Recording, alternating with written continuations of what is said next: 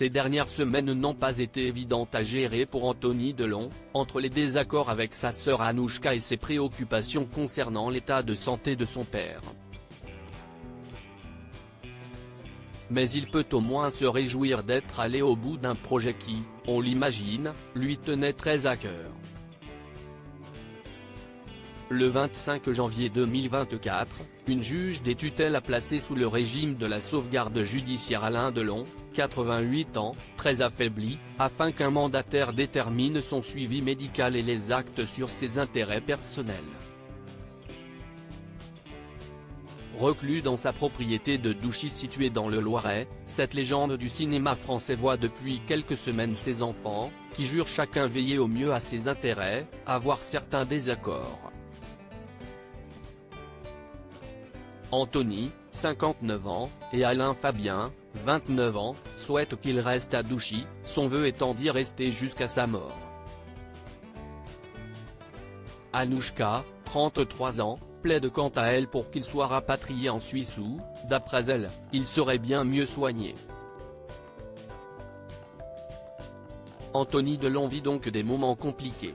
Mais ce mercredi 31 janvier, il a annoncé une très bonne nouvelle, la publication fin mars, le 27, d'un roman.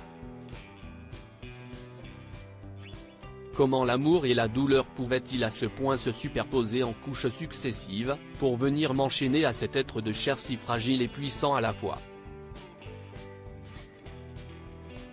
A-t-il écrit sur son compte Instagram, en partageant notamment un extrait de son ouvrage, intitulé Bastingage, qui paraîtra aux éditions Fayard.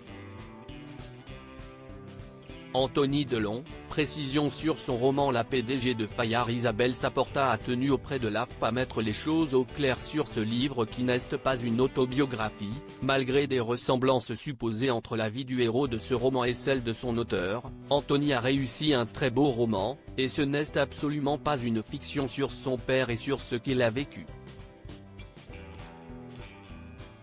J'entends le buzz et je le comprends.